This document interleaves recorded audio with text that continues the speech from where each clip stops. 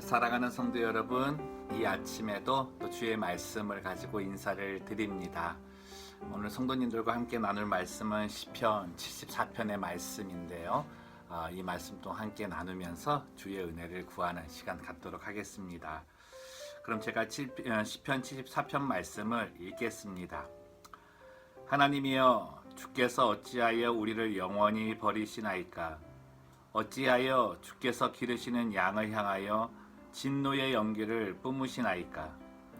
옛적부터 얻으시고 속량하사 주의 기업의 지파로 삼으신 주의 회중을 기억하시며 주께서 계시던 시온산도 생각하소서. 영구히 파멸된 곳을 향하여 주의 발을 옮겨 놓으소서. 원수가 성소에서 모든 악을 행하였나이다. 주의 대적이 주의 회중 가운데에서 떠들며 자기들의 깃발을 세워 표적으로 삼았으니 그들은 마치 도끼를 들어 삼림을 베는 사람 같으니이다. 이제 그들이 도끼와 철퇴로 성소의 모든 조각품을 쳐서 부수고 주의 성소를 불사르며 주의 이름이 계신 곳을 더럽혀 땅에 엎었나이다. 그들이 마음속으로 이르기를 우리가 그들을 진멸하자 하고 이 땅에 있는 하나님의 모든 회당을 불살랐나이다. 우리의 표적은 보이지 아니하며 선지자도 더 이상 없으며 이런 일이 얼마나 오랬는지 우리 중에 아는 자도 없나이다. 하나님이여, 대적이 언제까지 비방하겠으며 원수가 주의 이름을 영원히 능욕하리이까? 주께서 어찌하여 주의 선 곧 주의 오른손을 거두시나이까? 주의 품에서 손을 빼내시어 그들을 멸하소서. 하나님은 예로부터 나의 왕이시라. 사람에게 구원을 베푸셨나이다. 주께서 주의 능력으로 바다를 나누시고 물 가운데 용돌의 머리를 깨뜨리셨으며 리워 야단의 머리를 부수시고 그것을 사막에 사는 자에게 음식물로 주셨으며 주께서 바위를 쪼개어 큰 물을 내시며 주께서 늘 흐르는 강들을 마르게 하셨나이다. 낮도 주의 것이요 밤도 주의 것이라. 주께서 빛과 해를 마련하셨으며 주께서 땅의 경계를 정하시며 주께서 여름과 겨울을 만드셨나이다. 여호와여, 이것을 기억하소서. 원수가 주를 비방하며 우매한 백성이 주의 이름을 능욕하였나이다. 주의 맷비둘기의 생명을 들짐승에게 주지 마시며 주의 가난한 자의 목숨을 영원히 잊지 마소서. 그 언약을 눈여겨 보소서. 무릇 땅의 어두운 곳에 포악한 자의 처소가 가득하나이다. 학대받은 자가 부끄러이 돌아가게 하지 마시고 가난한 자와 궁핍한 자가 주의 이름을 찬송하게 하소서. 하나님이여, 일어나 주의 원통함을 푸시고 우매한 자가 종일 주를 비방하는 것을 기억하소서. 주의 대적들의 소리를 잊지 마소서. 일어나 주께 항거하는 자의 떠드는 소리가 항상 주께 상달되나이다. 아멘. 지난 주간에 다른 목사님들과 교제를 나누는 중에 한 목사님께서 이런 말씀을 하셨습니다. 지금의 어려운 상황 가운데에서 하나님의 뜻을 이렇게 가늠해 볼 때 정말 우리가 이제 지혜 없는 가운데 주의 뜻을 이제 가늠한다고 하지만 하나님께서 이 땅에 이제 징벌하시는 그런 모습 중에 하나가 바른 지도자를 세워주지 않는 것이다 라는 것입니다. 그 말씀을 하시는데 좀 이해가 되더라고요. 요즘 이 미국 대선 때문에 참 나라가 어떻게 보면은 어디로 갈지, 누구를 선택해야 이 나라가 바로 설지 참 그런 선택조차 하기 힘든 그런 상황이라고 생각이 되는데요. 말씀 가운데서도 우리가 발견하게 되지만 나라나 민족의 이 큰 어려움을 당하는 그 시작을 보면 이 아래 백성에서부터 잘못되어 일어나는 것이 아니라 이 지도자들, 나라를 이끌고 가는 리더의 그룹이 먼저 잘못하기 때문에 그 잘못의 결과를 온 나라가 받는다는 것을 보게 됩니다. 지금의 저희들 살고 있는 이 땅, 또 열방, 그 전 세계가 지금 이런 어려움을 겪고 있는 것, 우리들 모두가 하나님 앞에 바로 살고 있지 못했기 때문이다 라고 하는 그런 암묵적인 결론을 가지고 있는데요. 그러한 삶의 모습이 다른 사람에게 잘못을 전가하는 것은 아닙니다. 그러나 무엇보다도 이 나라의 지도자들, 또 그리고 종교적으로 우리 기독교의 지도자들의 그 과오들, 하나님께 온전히 서지 못한 부분들이 바로 이 땅 전체에 지금 임하고 있는 하나님의 징벌의 모습이 아닌가 생각해 볼 수 있는 거죠.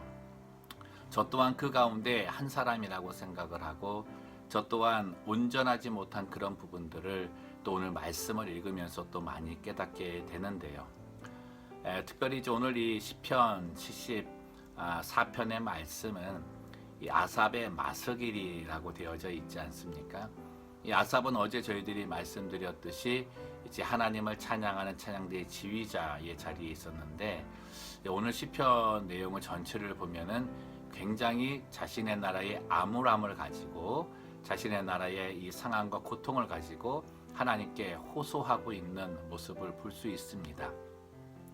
이 배경이요, 이스라엘 나라가 BC 586년에 바벨론에 의해 완전히 침략을 당해서 정복을 당하고 멸망을 당한 그 사건을 삼고 있기 때문입니다. 이스라엘 백성들에게는 선민 사상이 있어서 절대 다른 이방 민족들이 자기의 나라를 침범할 수 없다고 이렇게 믿었는데요. 근데 이 자신들은 그런 하나의 사상만을 가지고 있었을 뿐이지 그들의 생각이나 삶 자체는 하나님 편에 서지를 못했었던 거죠. 그래서 그들의 제약이 완전히 너무나 가득 차서 더 이상은 하나님께서 보고 계실 수가 없어서 하나님께서 마지막 손을 드신 것이 이방 나라 바벨론에 의해 이 정복을 당하게 되고 이스라엘 백성들이 바벨론으로 끌려가게 되는 포로기 생활을 갖게 하셨습니다. 그 모습을 보고 있는 아삽이 참 마음이 아픈 거예요. 그러는 중에서 자신들의 잘못 때문에 그러한 징벌이 임했다는 것을 알매도 불구하고 자기는 그 하나님의 경륜의 뜻이 자기는 어떻다 판단할 수 없겠지만 그래도 그 중에서 하나 붙잡고 하나님께 간구하는 내용이 있었던 거죠. 그게 바로 지금의 이스라엘 백성들은 하나님의 언약의 백성이라는 것입니다. 그러기 때문에 설령 그들이 죄를 범해서 하나님께 지금 징벌을 받지만 하나님은 영원히 그들을 버리지 아니하시는 분이십니다. 그들을 떠나지 아니하시는 분입니다. 우리를 그래도 다시금 그 놓았던 오른손을 다시금 붙잡아 주시는 분이십니다. 라고 호소하고 있습니다. 이유가 한 가지, 당신은 우리들의 하나님이라고 언약하셨기 때문이라는 거죠. 이 언약의 하나님, 언약의 백성의 관계는요, 이 상황과 어떠한 그 배경적인 환경 때문에 변화되는 그런 관계가 아니라는 것입니다. 하나님은 때로는 우리들에게 정말 우리들이 생각할 수 없을 만큼의 처참의 상황도 허락하실 때가 있습니다.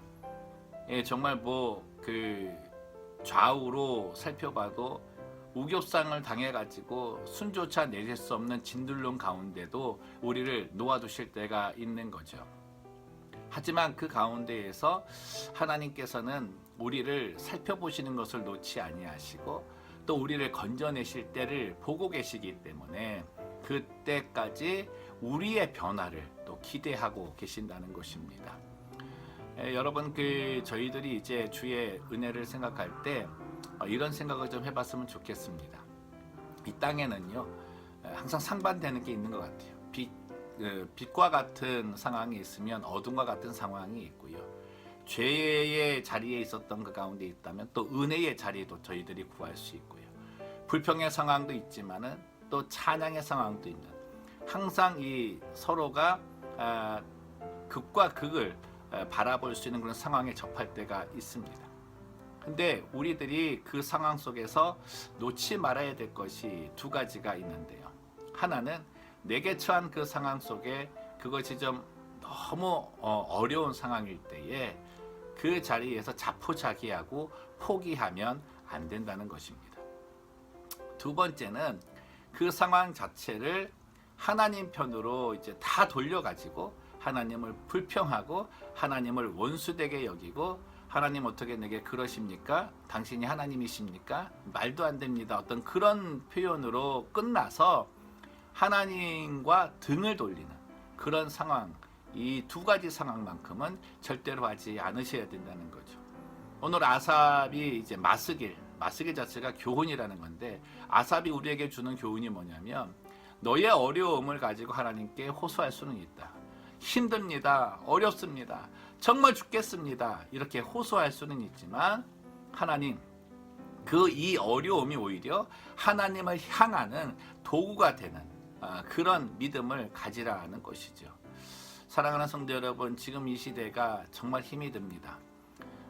오늘 시편 기자가 말하는 것처럼 더 이상 하나님의 뜻을 가르쳐주는 선지자도 없고, 하나님께서 어떻게 인도해 주신다는 방법도 보이지 않게 하는 그런 상황 가운데에 정말 올바른 리더조차도 세울 수 없는 그러한 지경에 있는 우리의 모습입니다.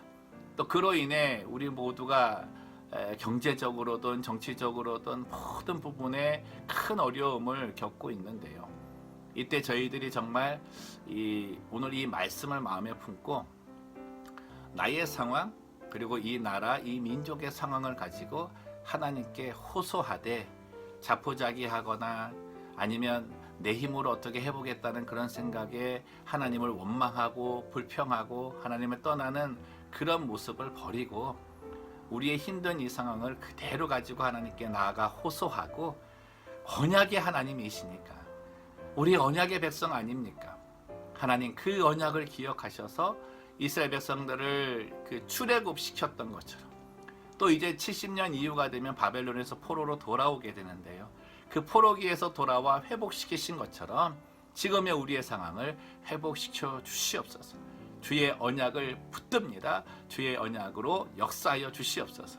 그 믿음을 가지고 우리의 모든 상황과 삶을 드리는 오늘 하루가 되었으면 좋겠습니다. 기도하겠습니다. 살아계신 하나님 아버지, 오늘 주의 말씀을 읽으면서 정말 한 나라의 멸망이 어디에서부터 시작이 되는지 다시금 깨닫습니다.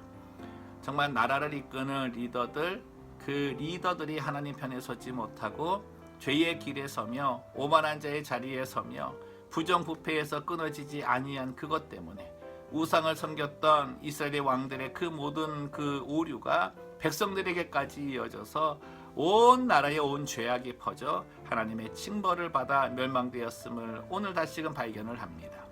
하나님, 지금의 상황 가운데에 우리의 모습을 보기를 원합니다. 하나님, 정말 이 나라 이 땅 아버지께서 사랑하시고 하나님께서 언약의 백성으로 삼아주신 그 백성들이 많음에도 불구하고 이 지금 어려운 상황에 있고, 또한 어떠한 지도자를 세워야 될지 그것조차도 막막한 그런 상황 가운데 있음을 보게 됩니다.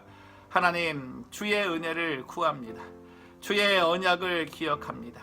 하나님, 언약의 백성들의 기도를 들어주시고, 하나님 언약이 하나님이시니 정말 이스라엘 백성들을 출애굽시켰던 것처럼, 바벨론 포로기에서 다시금 돌아오게 하셨던 것처럼 하나님 다시금 주의 언약을 기억하셔서 이 나라 이 땅이 하나님께 다시금 축복의 나라로, 하나님을 섬기고 지도자들이 주께로 돌아가고 교회의 지도자들이 하나님 말씀대로 설 수 있는 그런 은혜를 다시금 허락하여 주시옵소서.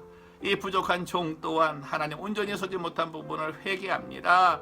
주여 다시금 세워주시고, 이 땅의 모든 우리 예수 믿는 사람들, 하나님을 섬기는 언약의 백성들이 이 땅의 진정한 리더임을 알고 세상의 중심에 서서 정말 하나님께서 말씀하시는 언약을 이루는 도구가 다 될 수 있도록 축복하여 주시옵소서. 감사하며 걸어가신 예수님의 이름으로 기도드리옵나이다. 아멘.